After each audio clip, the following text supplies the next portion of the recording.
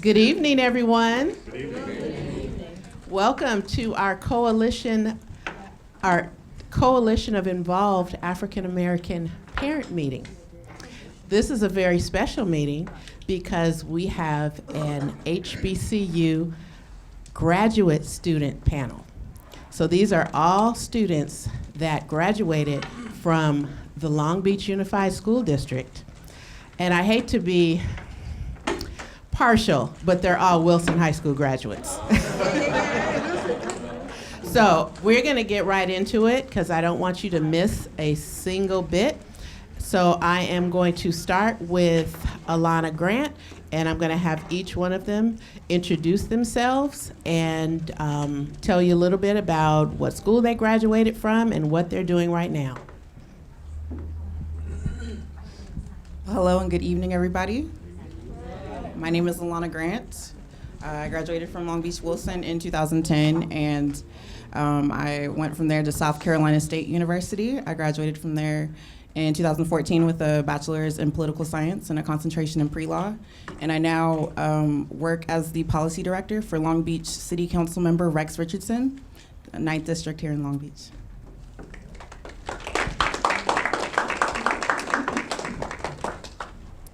Good evening. My name is Cameron Goffney. I went to Long Beach Wilson as well. Graduated in 2012. I went on to Morehouse College and studied a degree in computer science. Graduated there in 2018, and now currently I work as a solutions engineer at Oracle. Good evening, everyone. My name is Allison Scott. I am a Wilson graduate, class of 2014. I went on to Tuskegee University, class of 2019. I got my Bachelor's of Science degree in Construction Science and Management, and I currently work for DPR Construction as a project engineer.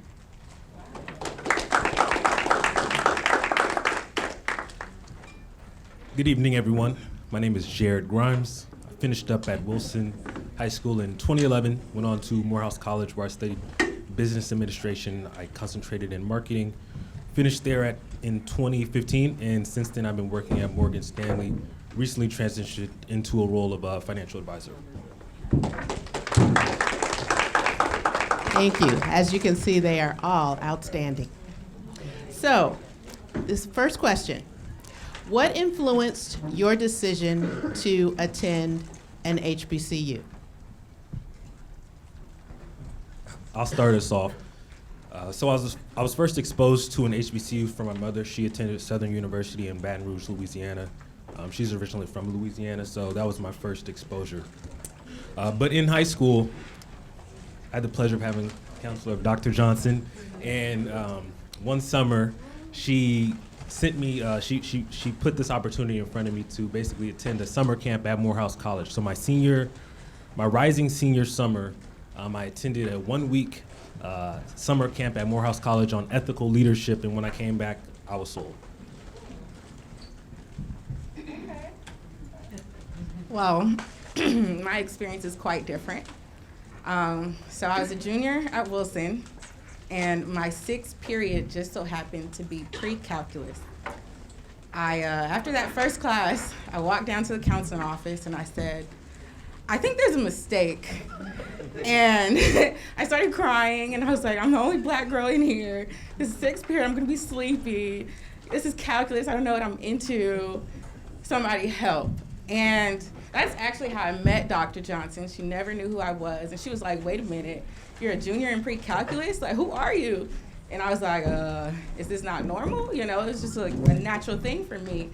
And so eventually she was like, well, are you thinking about going to college? And I was like, no, like I'm the only one in my family who's ever gone to college, so that's a big thing for me. But I was like, no, and she was like, okay, well, I want you to go to college, you can do this. And I was like, well, if I'm gonna go to college, I need to go to college with black people because I can't be in this class like this. And that's a true story. So I ended up going on a college tour and went to a couple of different schools, maybe about 7 or 8. And of that, I found Tuskegee and loved Tuskegee and went. I got accepted as a junior, so I was prepared. I started looking for scholarships ever since the junior year and kept going.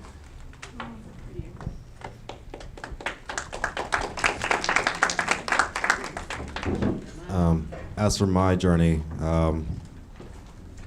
Dr. Johnson here has been my counselor since middle school, so she's kind of been through this with me for a while. Going through school, she's always been pushing me to work hard and always try hard. So once it came time for me to start working for looking for colleges, she encouraged me in that respect as well. I had a bit more reasoning to go to Morehouse. I had some family ties there. That in addition to her pushing, and I believe it was a winter trip that I flew down and actually visited Jared. He showed me the campus, but that all put together, I just fell in love with the school, wanted to see what the experience was all about.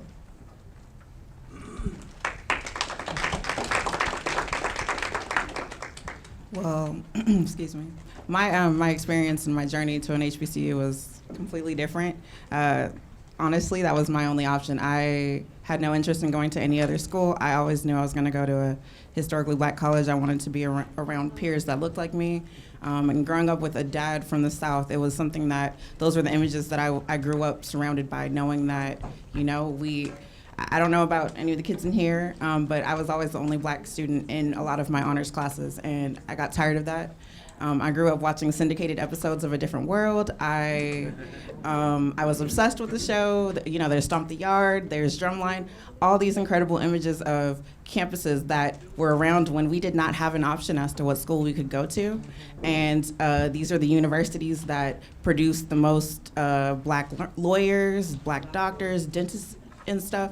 That was it for me. That was the selling point. I only applied to historically black colleges and universities, got into all of them, and the one that I ended up choosing, I actually did not apply to. I got accepted on the spot at the Black College Expo. So it's a fun little story of, you know, just series of events that kind of brought it together. But I just knew that's where I was meant to be, and today I stand by that word. That's an experience you don't want to miss out on.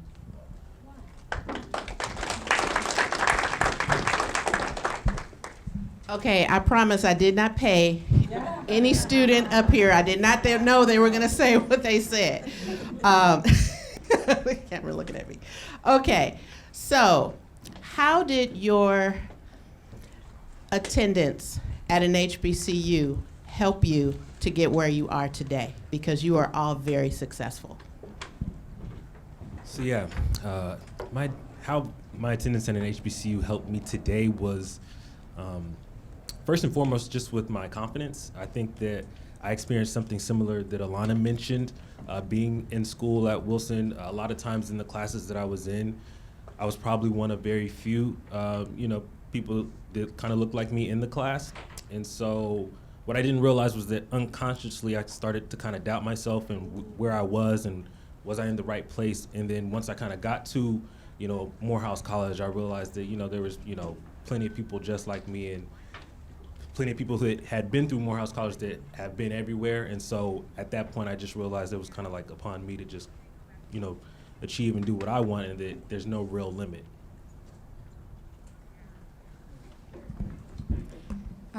I could say the same, confidence. I remember my first co-op. Co-op is like an internship, but it's a little longer. It's the whole semester long. So right before my first co-op, my advisor, he was like, Allison, I need you to understand this. Like, you're a nice person, but I need you to understand the environment you're about to go into. This was in 2016, around our lovely president's election, and in Lexington, Kentucky. No! So he kind of gave me lots of words of encouragement. He told me exactly what to look for and not to react, and taught me how to deal with specific situations. And from that first experience, nothing has been as bad as that. No offense, but nothing has been as bad as that, to where I've only excelled from there. So I would say confidence and guidance. I would have to echo that sense of confidence. In contrast to going to school here, there wasn't a lot of us in upper division classes like AP classes, but going to Morehouse, any HBCU, and seeing all of us in our classes, leading classes, having thoughtful discussions. For those of you who aren't familiar with Morehouse, or I'm not going to belittle any other HBCU, any HBCU for that matter, we are very active in the community. Even during the 2016 year and years prior, there have been movements that have been led by HBCU students. Some of my own dorm mates are those leaders. I have fellow classmates who are now CEOs of their own, I think it's like magazine, people who have opened up their own bakery shops after graduating. It's seeing us succeed in an environment cultivated by us, for us. There's no better way.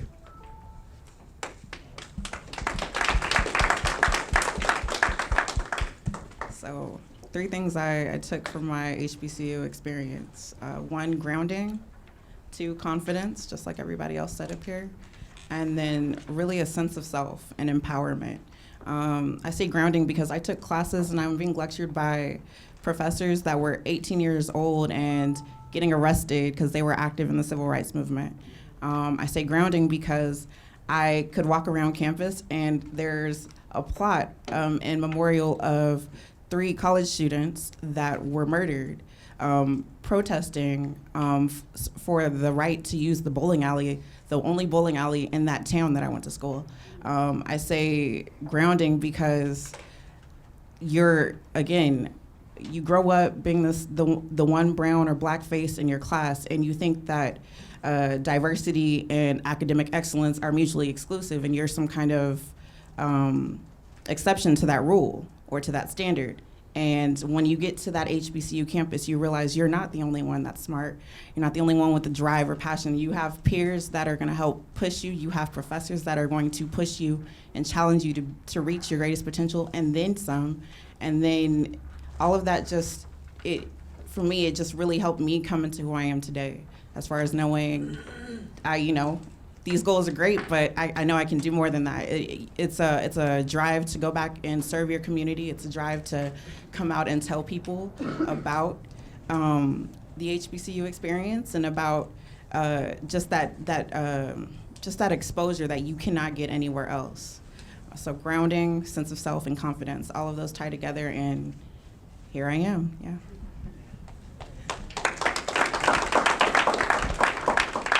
So Alana touched on something that I want for parents to understand, and that was your professors.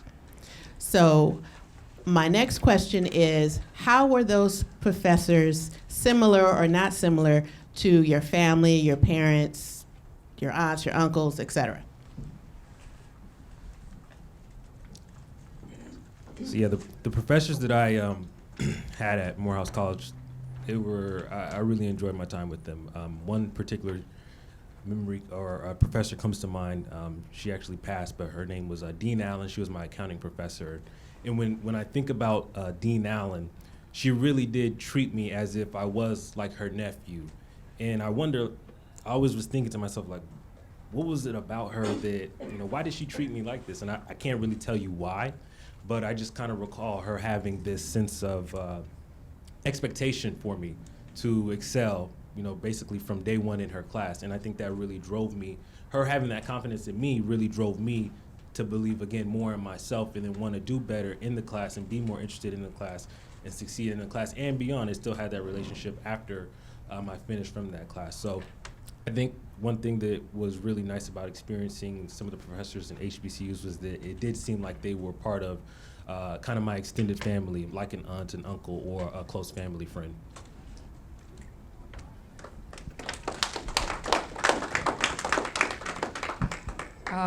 I would say that my professors, as well as the faculty, were my family. I had no family in the South. I had no friends before I came there. I had no car the entire time I was in college.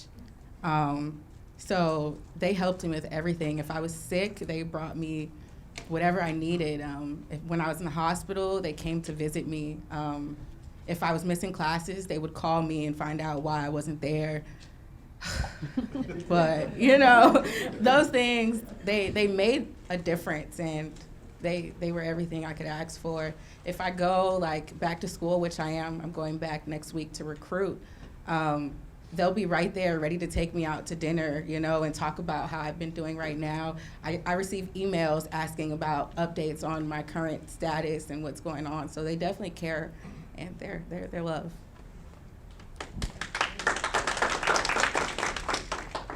So my professors, I'll consider them like family as well.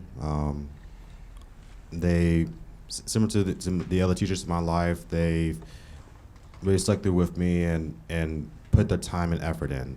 I share the same experience with some professors who invite me out to dinners and took me out, treat me as a family. But most importantly are the lessons that were imparted. One professor at Morehouse was not even part of my department.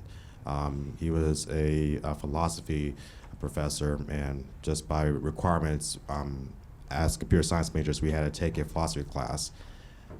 Dr. Ilya Davis, the first day he would hold class, he gave everyone a choice. Because his class was intro level, he gave everyone a choice to either walk out the first day, not be expected at all to come back, and he'll grant that student a passing seat. The only caveat was that they were to never ever speak to him again on campus, never register for his classes or even ask him for anything, no recommendation or nothing. Or you stay in a class, you try to get an A or you get an F, that's what you get. To this day, that stuck with me because he gave us that choice not to offer anyone an easy out, but to rather challenge people to at least try. Believe in yourself. Even if you are looking for a easy way to pass a semester, there are better ways than doing that. You are going to school to better yourself. You're not going to school to fly by and be granted anything easy. You're there to struggle and work hard and earn what you're being taught.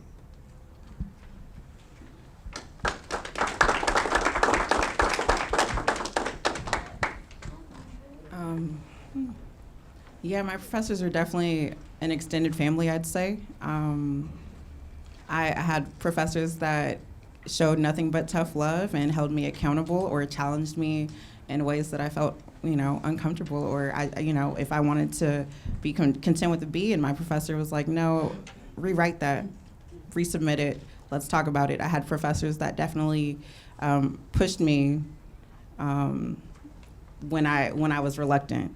And then I had, you always have that professor that's almost like an aunt or a good mentor that just shows you that unconditional love and is welcoming. And then being an out-of-state student, again, I didn't have a car either my 4 years.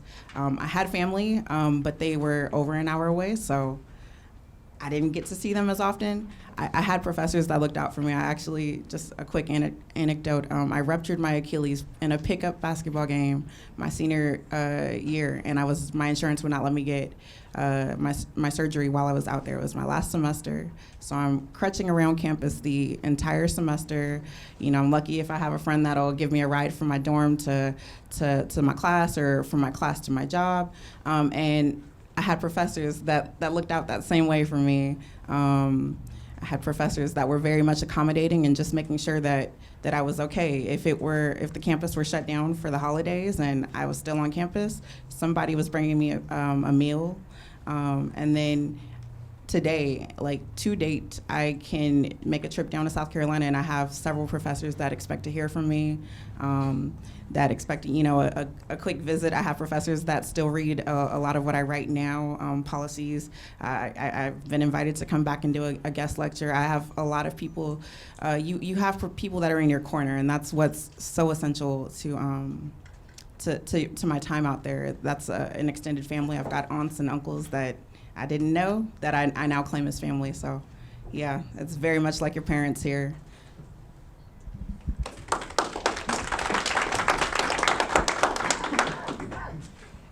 It takes a village.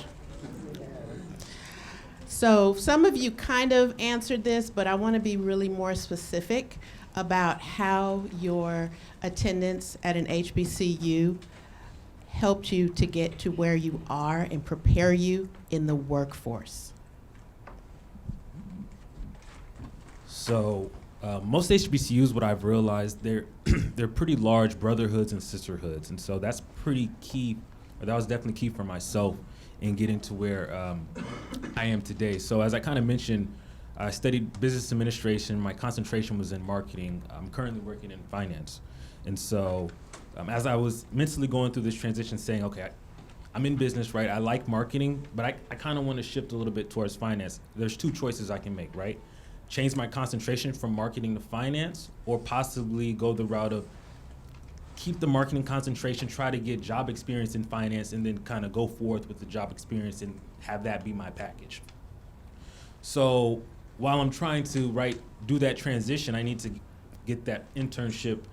And what I did is I relied a lot on my counterparts who were in a finance concentration to understand, okay, what are you really learning in class?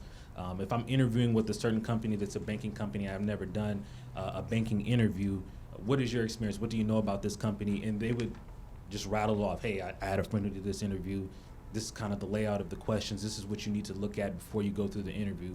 And, I probably had that discussion with people 5 to 10 to 12 times before I had an interview. And so really just having that brotherhood that I think is really apparent in all HBCUs helped me get me to where I am today by, if there was something I didn't know, I knew that there was somebody I could ask to kind of hike my learning curve.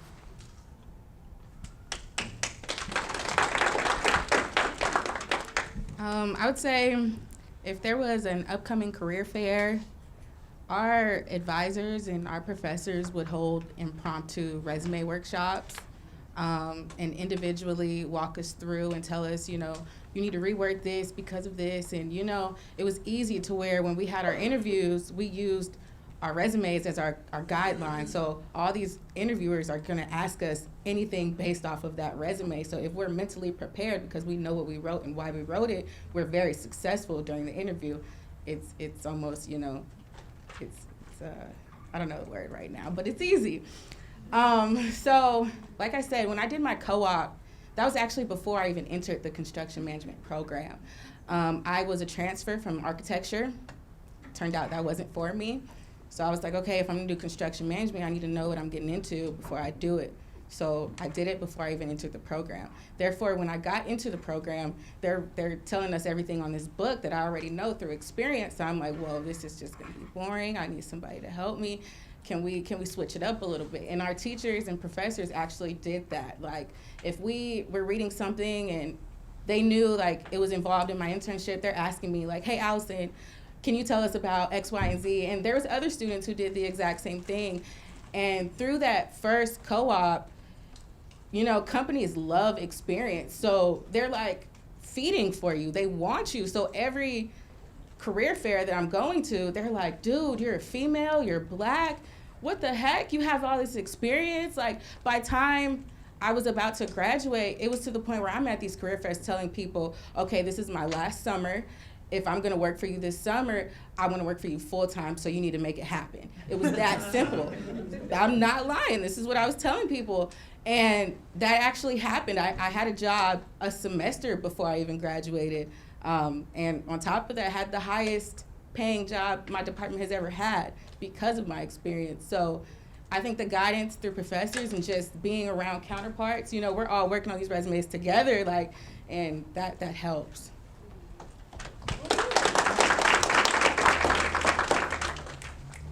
So I think my story is going to be a bit similar to Jared's and Allison's. But going to Morehouse, the school itself is your network, but whatever department you joined, they expanded that tenfold. Morehouse had companies like Microsoft and Amazon visiting the department often. Like we could expect to hear a speaker from a big major company come by, or even a recruitment team come by to help do workshops.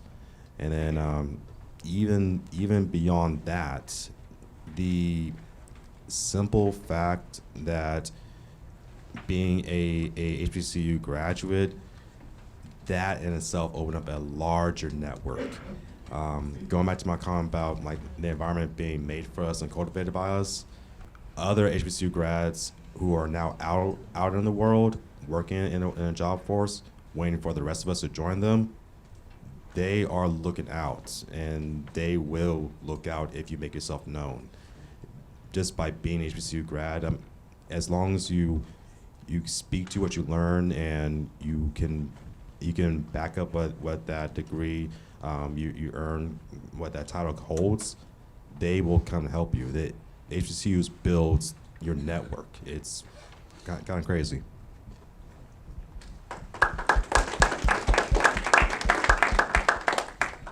It's really hard to not echo when you're the last person on the panel. But, so I'll say I majored in political science with a concentration in pre-law. I minored in business economics. And those are completely different schools. I'm in the College of Social Studies for my major, and then I'm in the business school for my minor. And there's completely different networks, and there's professional development and skills training workshops that each school centers on your interests and your goals. I thought I was gonna go to law school, or I thought that was, in the cards at the time. So I'm studying for the LSAT. I'm facilitating workshops. I'm hosting law school fairs for my colleagues as class president. And then in the business school, they have mock interviews weekly. You have workshops weekly that might be mandatory, or colloquiums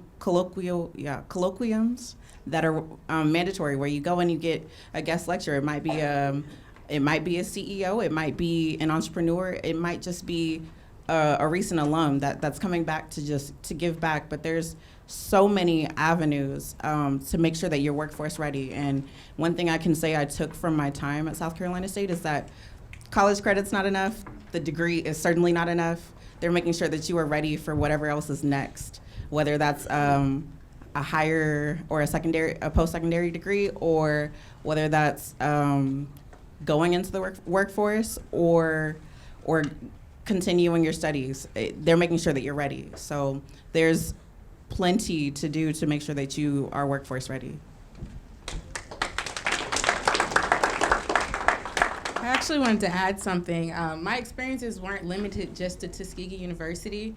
20 minutes away is Auburn University. So not only did we do Tuskegee events, but we also participated in all of Auburn's events. We're at their career fairs as well. We're representing our own university in another university, and that's something unique. Awesome. So, what advice would you give parents to prepare their children for not only an HBCU, but college? Because we have elementary parents here, middle school parents, and high school parents. So what are some of the things that you can think about that maybe your parents did for you to prepare you for that next level? Or maybe something they didn't do that you wish they had done and you learned once you got to college, like, oh, wow, I wish my mom would have done this, or my dad wouldn't have done that. The first key is exposure. Expose your children early. I was fortunate to have that early exposure because my mother attended an HBCU. So there's plenty of things you can go to, whether that's a black college fair, whether that is some event that they may have on the West Coast. Battle of the Bands, that's a great event. Turn on the Bayou Classic, Southern and Grambling. I saw my Grambling guy back there. I see him. Like, turn on the Bayou Classic. Look, that's Thanksgiving Day. That's great exposure. You'll get to see, two colleges and the culture and the heritage, the history. So definitely exposure is the first key, and then research, right? So research the schools, get exposure, right, locally maybe, and also try to take some trips if you can, and then research the schools, research them, understand, right, what the admissions, what the qualifications may be, and then also understand, right, what some of the scholarship qualifications may be, and then try to connect with people, right? So there was something I didn't know exactly. I played basketball in high school, so everybody who plays sports thinks they're gonna get a scholarship or whatever. Dr. Johnson towards the end was kind of winding me off, like, okay, kind of let go of the basketball, like, like you're kind of good, but like, let it go. Maybe have a better future somewhere else. So I thank you for that. I was good though. I was good, but I was good. But, not that good, obviously, right? So, but you want to research, right, scholarships. So one thing that I didn't know, I was a little bit late. Like I kind of was on the, once junior year came, I started kind of thinking about, okay, scholarships for academics, right? But Morehouse, actually, I think maybe if I had a weighted GPA, right? So, weighted or unweighted GPA of 3.8, I probably would have had a full scholarship, right? So that if knowing that, maybe going into high school, we kind of prepare a little bit better to ensure that I get that 3.8 weighted GPA and have a full tuition scholarship to Morehouse College. So, right, get exposure early, but then also research pretty early too, and understand what those qualifications are for admissions, but also scholarships. I think those are some things that you can kind of do right now. I think Jared hit the nail on the head. I would say have your taxes together. That is so important because you're gonna need it for the FAFSA. The earlier you do that, the better your chances will be to get anything. I don't know. I would say something else would be like set aside a fund, early and start putting some money aside, regardless if it's just for them to have when they're at school. You never know what that'll be needed for because college has lots of surprises. I would also say, don't be like me. Get your license early. Get these kids their license early. Driver's license? Yes. Oh. It is hard. It is hard. I'm just going to keep saying it. It is hard. Just make sure you're prepared to have a child that is ready for college, and whatever that means to you will be the best bet. My parents came down that one time, they dropped me off and said, well, we'll see you at graduation. That was real. That's right. It is what it is, but at least when they came, they gave me a TV. I had some comforters. I had a little something to work with. So, just the earlier you can prepare, the better. And I would also say be mentally ready. Don't be calling your kid every other day expecting them, because you're going to miss them equally as much as they miss you. But that mentally kind of messes us up because we have something to focus on right now. And, sorry, but there has to be a separation. I think those are some very takeaways. They're kind of personal.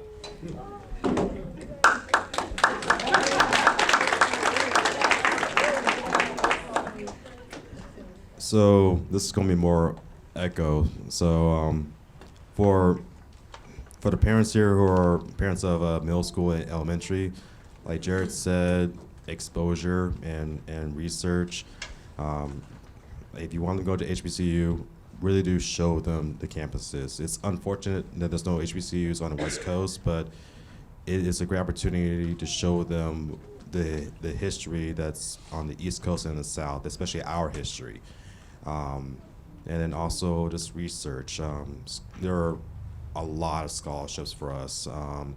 Two main scholarships at Morehouse that are community service based are Bonner and Adams. Bonner gives, I believe it's a full ride and board at Morehouse. Oh, stipend, okay. Full ride and stipend at Morehouse. And Adams gave a smaller amount of that as well. A lot of students utilize that to be able to attend. And then for parents that are parents for high school students, to Allison's point, now is the time to start stepping back. A lesson learned from other peers from Wilson is that if you hold on so tightly, the second your student gets from your grasp into the real world, they're gonna blow up. They will not know how to deal because they have not encountered that situation before. They have not had those type of problems before. How they have their own time management, how to deal with things on their own. And if you're holding so tightly now when they're in high school, making sure they're on top of everything, they're just gonna rely on you to keep on being their alarm clock, to keep on being that governing voice. At some point, you're gonna step back naturally, either by age or by annoyance. You need to give them the space now to grow on their own, because if they do that in college, again, from peers and seeing what happened to them, chances are they're going to come right back home and probably stay there for a minute.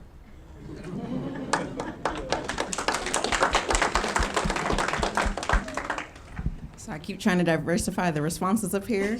All right. For our parents of younger children, get your kids involved in as many extracurricular activities as possible. That was, I think that set me apart from a lot of my peers. I grew up being a musician. I was also an athlete. Jared and I actually were trained by one of the same coaches, so we go back. And then grades and volunteering. My parents kept me busy, and then I'm the oldest of 5 kids, so I was fine once I was alone. I knew how to, set a schedule. I knew how to complete tasks and then still have time for fun, and then work and make money and survive on my own. That's something that not everybody goes to college ready for. So extracurricular activities now, as early as possible, will definitely set you apart once you're on your own.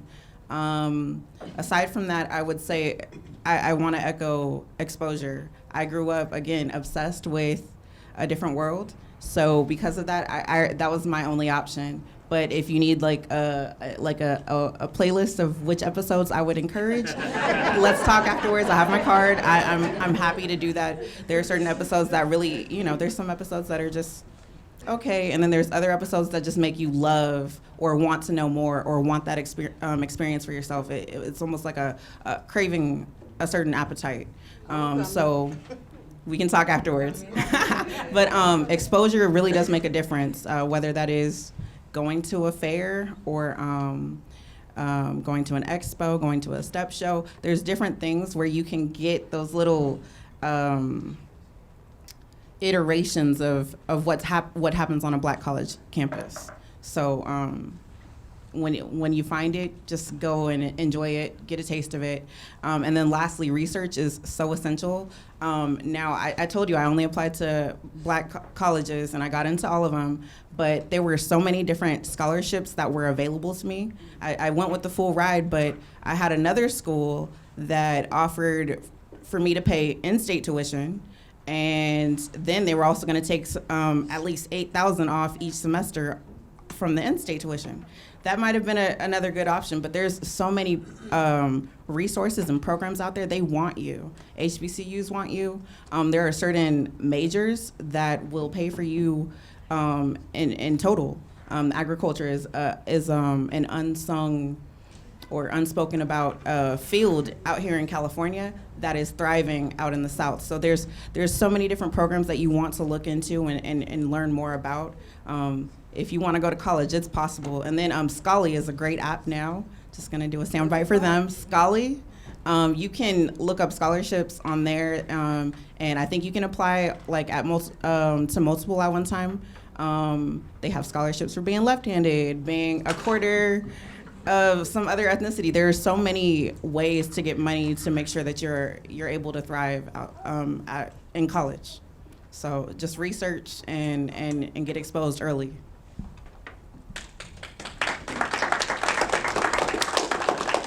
Just want to say one more thing on exposure. Another great time, she actually reminded me, is homecoming.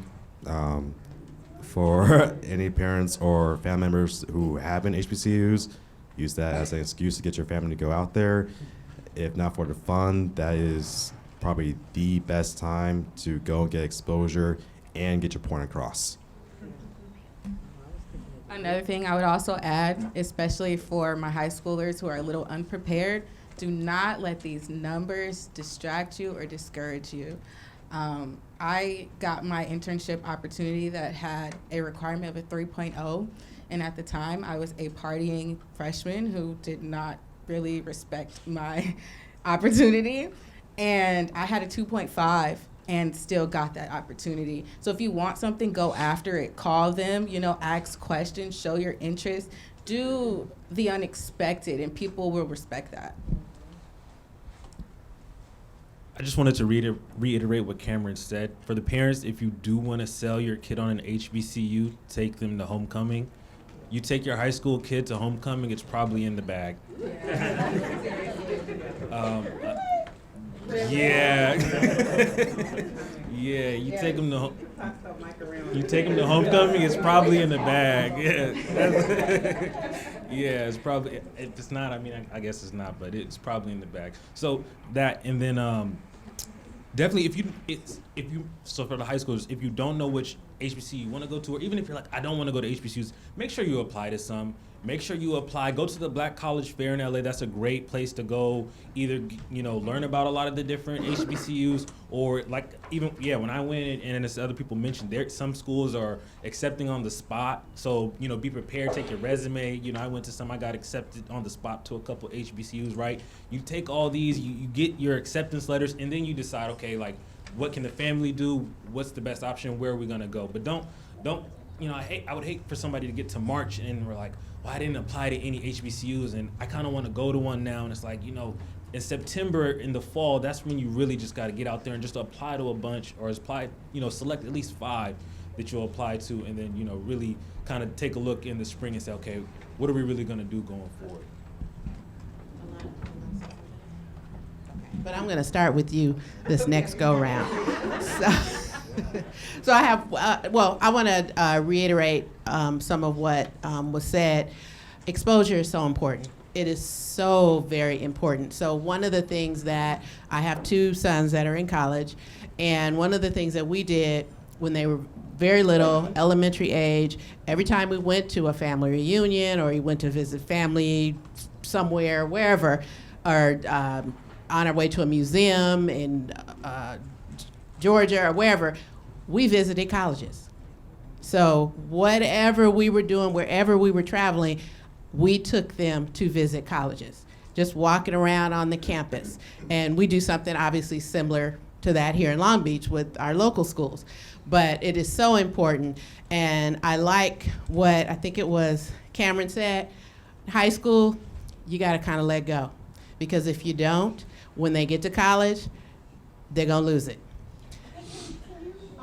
Can you break that down? Yes, I can. Go and not monitor their homework? No, you monitor, but see, sometimes parents are a little too involved and too into school loop. Okay, that's not me then. Okay, all right. Because one of the things that I think a lot of us do as parents in this day and age, we don't allow them to fail. And they have to learn that sometimes. And I don't mean fail your grades, but I just mean to fall and make mistakes is really what I'm trying to say. So it's so important. One of the things that I did with my children, something very simple, washing clothes. So they started washing clothes in elementary and middle school. Because I had a friend that came back and her son was at USC, and he brought all of his clothes home, and she was like, wait a minute, what are you doing? And he was like, well, I don't know what to do. So that's an example of kind of backing up a little bit.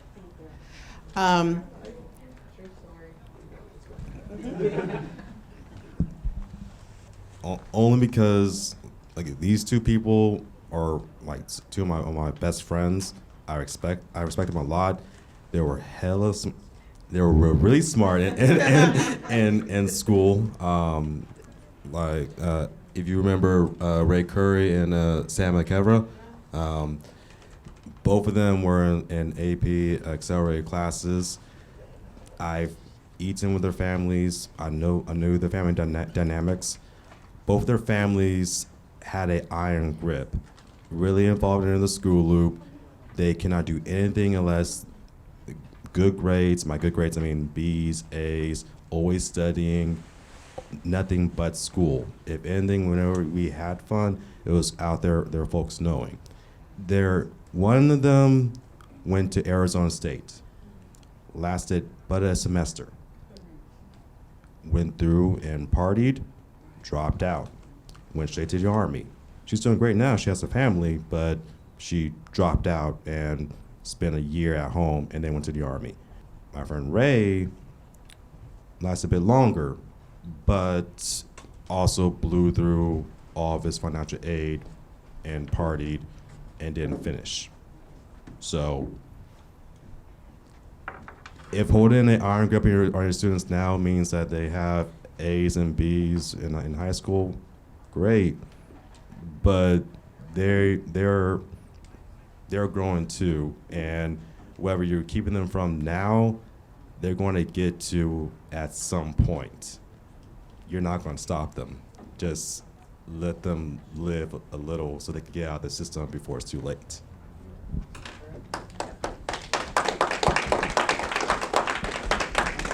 If I may add, I was a partying freshman.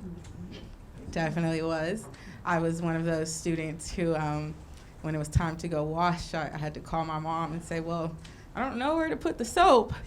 So for a while, I just bought the pods. I'm not lying to you guys, because you could throw them in there with the clothes and whoop-de-doo. But still no license, you know. These are big key things that are essential, because had I not had people willing to be so helpful, I would not have been successful with 3 internships and no car.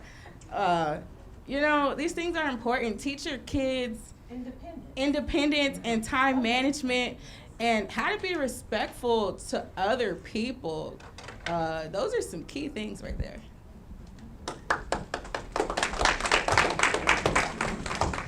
Okay, I have one more question, and then I'm going to open it up so that you can ask questions.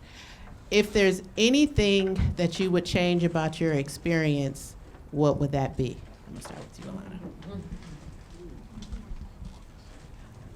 For me, I wish I would have done more. Those 4 years went by so fast, and they were incredible. I had great grades. I joined a sorority. I was active on campus, but I wish I would have.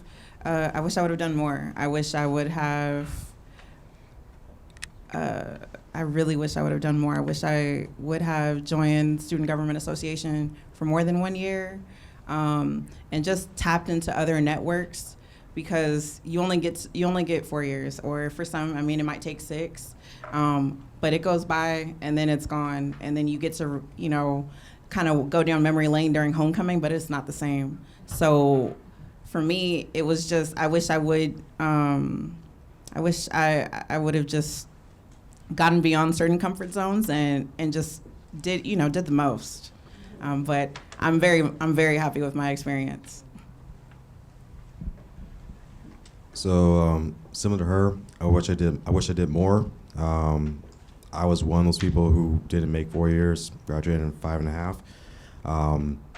I at some point I got into a mentality of just get out as soon as possible by any means necessary. So I was burning through my classes as best as I could. I didn't take on other classes. By the time I graduated, I was 2 classes away from a math minor.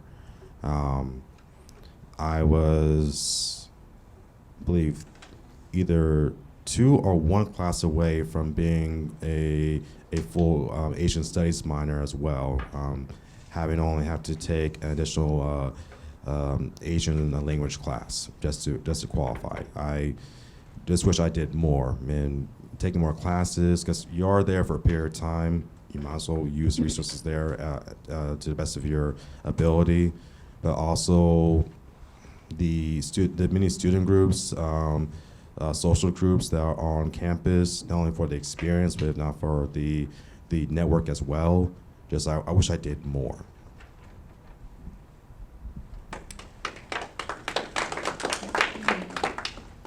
I would say I had an amazing college experience.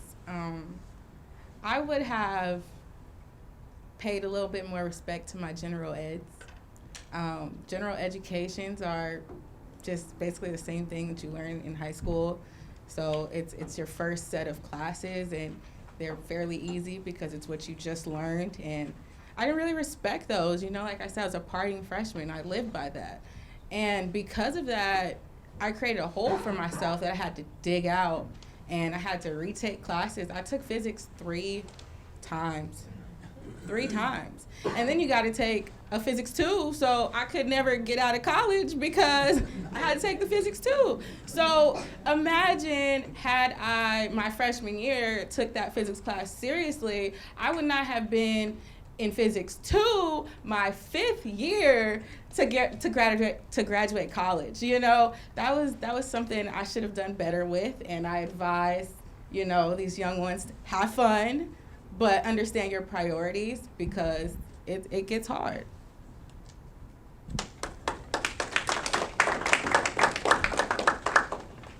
If there was anything that I would change, it would be to have been more strategic.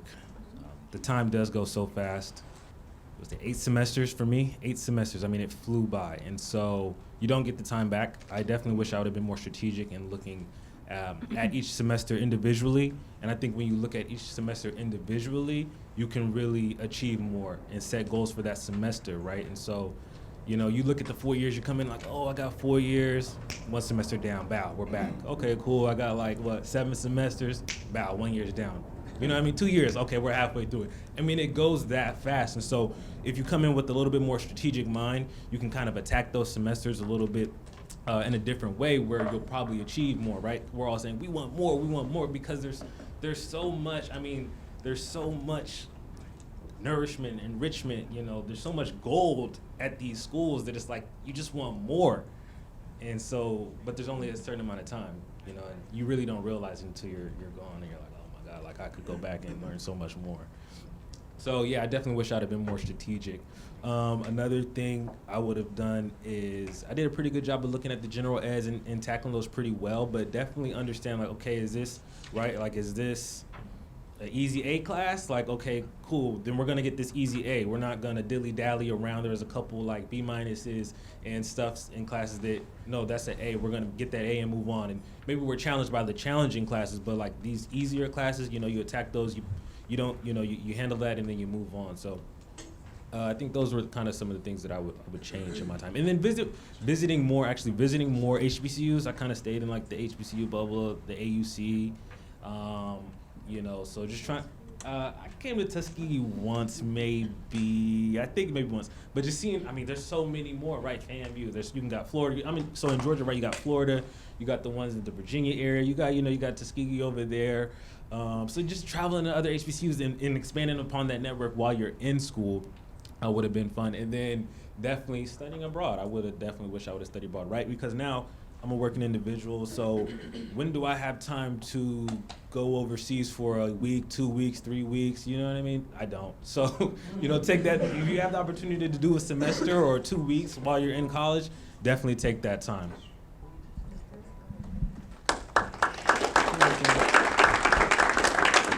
Studying abroad, I cannot stress that enough because that's the one regret I have that I did not get to do when in college. Okay, so I want to open it up because I know there's some questions. I see hands going up. Okay, I'm going to go to our young one here, and then I'll go right over to you. Okay. What middle schools did you guys go to? I went to Hill Middle School, which is now Sato. I went to Rogers.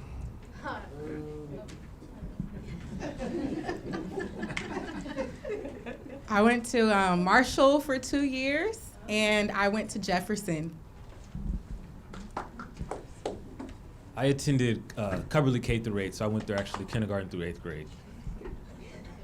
I just had a question about how did you all spend your summers? Because I heard folks talk about the co-op, and that's during the semester. So how did you spend your summers, and did that benefit you at all? I'll be quick. Being a business major, my goal, right, was to work every summer. It's just kind of something that I think in the business profession, you try to expand upon, like getting an internship, right? So my first summer, I worked at a property management company. I actually worked for free. I worked 3 days a week. You know, that was just the resume builder, right? So I came back freshman year like, hey, I'll work 3 days a week. That's just gonna go on the resume. Nobody has to know I work for free, but I'll talk about my experience. Second year, I did another internship, worked for American Honda Motors in their wholesale division at their headquarters in Torrance, California. And then my third summer and final was a great opportunity, right? I got to work in finance in New York. New York for the summer is great. A whole bunch of HBCUs were out there. I was living in New York, so I was, walking past Times Square, looking at the tourists like, oh, I work I work on Wall Street. Like, look at all these tourists. I have to go to work. Like, so it's just tons of fun. My roommates were there. Like I said, a bunch of HBCU students are in New York, so it's literally probably like the best summer ever. Mm-hmm. That's what I did for the summer. As a partying freshman, my first summer, I went home. It was awful, no job, just sitting there sleeping, doing nothing. I thought, I can never do this again. So my second summer, I was in summer school, digging myself out of that hole, and then did my co-op that following semester. So then the third summer, I had an internship opportunity. I worked out in Atlanta, Georgia, building a dorm for Agnes Scott College with Holder Construction as a project engineer.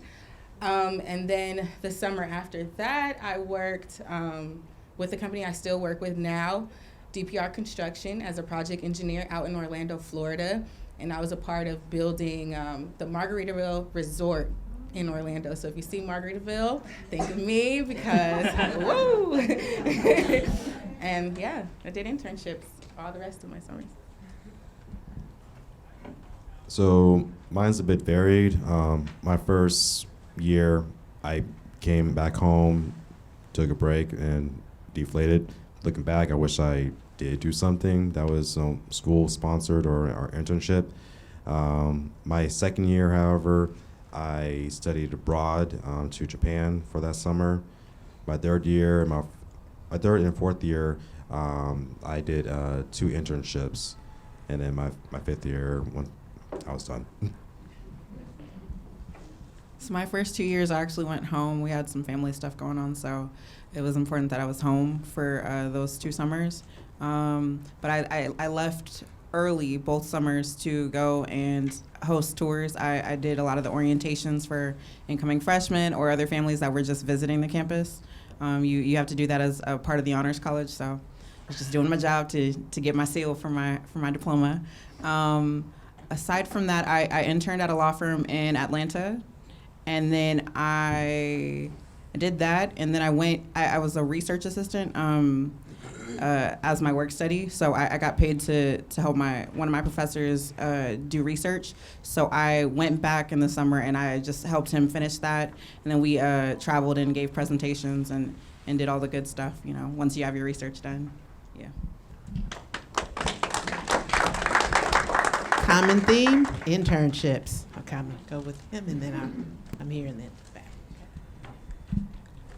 When you guys did your applications for the different HBCUs, do you guys have any recommendations for someone that's planning on doing the application? So I didn't actually do this, but there's this awesome thing called the Common App. You fill out one application and you can send it to as many Black colleges as your heart desires. So I would encourage you to do that. For your personal statement, I didn't mention this in my opening, but Dr. Johnson was also my high school counselor. So I kept poking her to read my personal statement, and I stayed on her about that letter of recommendation. Same with other people that I had as references. I just encouraged them to make sure they're meeting that deadline. I set deadlines for myself, and then made sure I held the other people who I needed to make me meet that goal. I held them accountable to holding me accountable. So just be persistent and diligent, and having people look through what you're about to send out. On that note, for the high schools who are preparing, or starting high school, start making friends with the faculty, or find you a Dr. Johnson. They will look out for you, and those recommendation letters are either going to be hard to earn or really easy to ask for.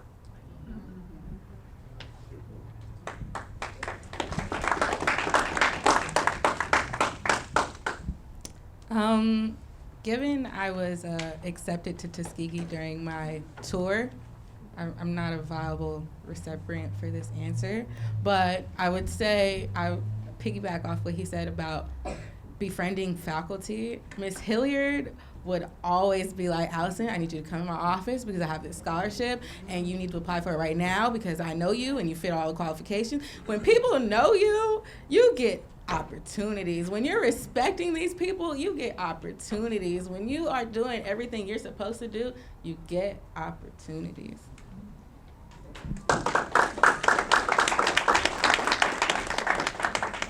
I think everybody's pretty much hit it, hit it on the head. So, but like Allison was mentioning, right, when you have a relationship with these faculty members, a lot more opportunities will present themselves. So definitely have these relationships with them, whether it's your specific counselor or not.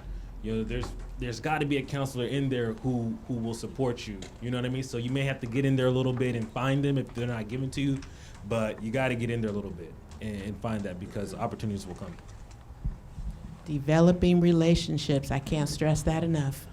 I hate to be greedy, but I have two questions. The first question is for Dr. Johnson. Are there outside tours available through the district that are going to the HBCUs? I know at one point we might have had a relationship with someone. Is that opportunity still available? Wow, that's a good question. You're going to get me in trouble. Unfortunately, the district does not sponsor trips, but we do have, and sponsor, I mean pay for them, but we do have people that have taken some of our students on trips. Yeah, so if you wanted some information, I can definitely share that with you. So you do tours, like in some of the community colleges, like you go to, So if you go to Long Beach City College, if you want to go to that, like a community college, your first year, they definitely do some HBCU tours. And it's under a group called the Moja. That's what I'm under. I'm in the Moja club, and we do HBCU tours, community service stuff, everything. So if you want to do HBCU tours, they definitely do that stuff. They go to, the North and the South. And I think they go to other places, but that's just what I did. And it's definitely like a great thing to do because just like what they're saying, like if you want to know about HBCUs, you want to meet the teachers, you want to know everything, like that is something that you should definitely do if you decide to go to community college your first year. So What was the location on campus that you had that this information was readily available about HBCUs? Now I'm a little older than my fellow panelists. I'd say the Career Center had some resources, but Dr. Johnson was my point of contact. And then not only that, I did a lot of research, but Dr. Johnson, she was my counselor and she was amazing. She knew that was on my foresight going to an HBCU, so she made sure I was ready. She also, did you hear about this school? Did you know about this program? So I can't speak about school campuses today, but the Career Center and your counselor is going to be where you want to go. I'm really sure that it's going to be more of the same counselors. Yeah. I would say I was a part of an organization called Young Black Scholars, and YBS definitely helped with that. They would have representatives come and talk from different schools, and we got to get exposure through YBS. YBS, Miss Hilliard, Dr. Johnson. That's where it was at. I noticed just through your discussions that all of you seem to have a proactive attitude and approach. and just looking forward. Is that something you think was intrinsic in you throughout, or did you develop that as a separate skill? Or I don't know if it relates to time management, but that's just something very admirable that all of you had. So if you can just maybe reflect on that a little bit. I think it's just a mixture of both. For me, growing up, again, the oldest of 5 kids, I didn't have a choice but to be together. And then my parents always told me, you're the example for everybody else. Whatever mistakes you make, they'll either learn from or they'll repeat them. So just that pressure that I put on myself just set me on a different path. And then the balance, or me being ambitious and wanting to do more, like be a musician and then also be a varsity athlete. I think that hunger, like to be great, or that strive for excellence, that was something that was in me. Wanted like seeing other people and being like, I want to be that, or I want to be better than that. That was just me being competitive.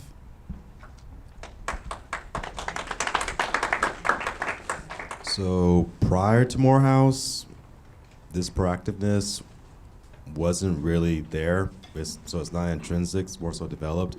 High school, I did my work, but I did my work well in all but one subject, but I more so worked in such a way so that I can be home in time to then spend the rest of my day, or spend the rest of my time before my parents came home to play games and watch TV, goof around.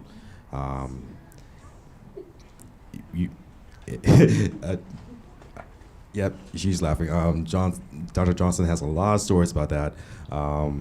But going into Morehouse, having had a lot of my stuff worked out and out of my system, I learned through that matriculation how to be more proactive, time management, just how to be what I am right now, today.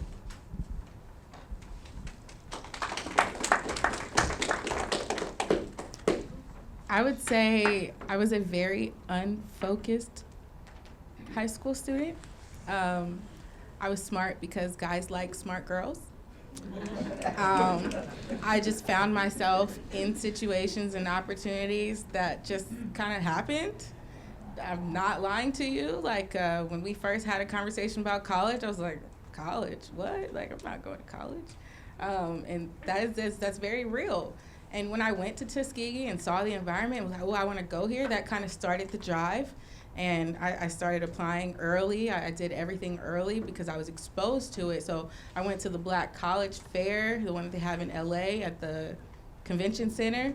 The first time, very unprepared, didn't know what I really got myself into. But then the second time, had the resumes, had the transcripts, had everything, because I knew exactly what schools I wanted to go to. So it was kind of like a gradual effect for me. But then, still being unfocused, when I went to school, I started off rough, and when I was at home, I was like, oh, this cannot be my reality. And that was real. And I was seeing peers that looked like me who went to school with me, and they're doing excellent things over the summer. And I'm like, dude, I got to get myself together. So, it was a gradual thing based off of my environment and the experiences that happened before it happened. And then eventually there's a spark, and I'm like, oh, I'm in this now, So. Similar to what Allison stated, the peers' proactiveness starts to kind of, come out in you. And so, right, birds of a feather flock together. So when you kind of see that throughout your brothers and your sisters in your institutions, throughout whether it's in your college or other HBCUs, you kind of start to have that as well. And one thing I noticed at my institution specifically was that it always seemed like a friendly competition, right? When I say that, like, there was never, withholding information. I got to the top, but I'm not going to tell anybody how they can, improve themselves. But it was always, somebody was always doing more than me. And so you kind of look and you're like, man, I thought, I was doing good with my internship, but he's got an internship and he went, abroad too, and he did this, that, and the third. And so you're like, okay, let me raise my game to another level. So I think the peers really helps you kind of stand out and be proactive. And I think also being in a different setting where I know I was introduced to people from all parts of the region, right? New York, they move fast. California, we're a little bit more cool, calm, collect, right?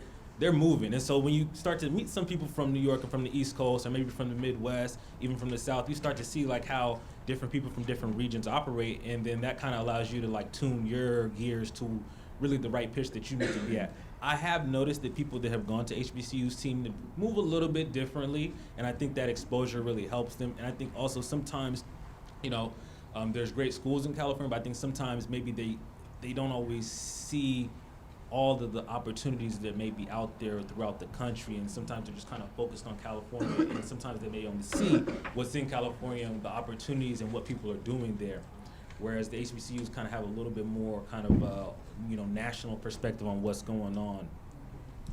I want to piggyback on that. It breaks my heart to see our African American students go to school in California and major in African American studies. It breaks my heart because HBCUs give you African American studies whether you like it or not, and then you get all the other opportunities that's presented in front of you as well. So I feel like you do yourself a disadvantage when you go off and you do that, even though you have that hunger to know your history.